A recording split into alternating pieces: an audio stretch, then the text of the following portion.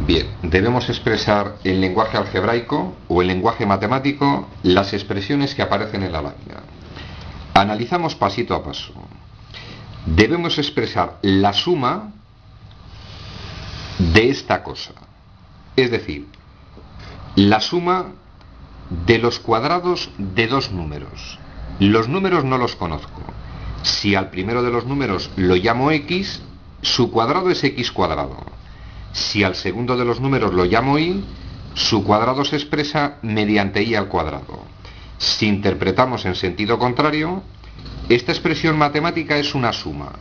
La suma del cuadrado de un número más el cuadrado de otro número. El cuadrado de la diferencia de dos números. Es decir, en este caso debo hallar el cuadrado de una cosa. La cosa la vamos a poner entre paréntesis y la debemos elevar al cuadrado. ¿Y cuál es esta cosa? Es la diferencia de dos números.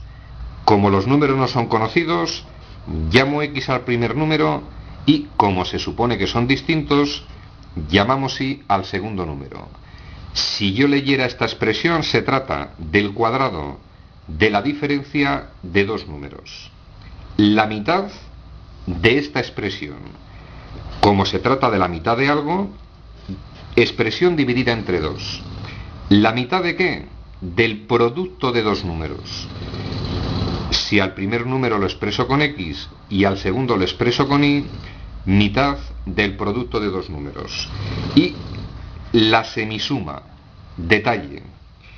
La semisuma tiene el siguiente significado matemático. Semisuma de dos números. Quiere decir suma de los dos números, x más y cuando aparece el prefijo semi, quiere decir que debemos hallar la mitad de dicha expresión.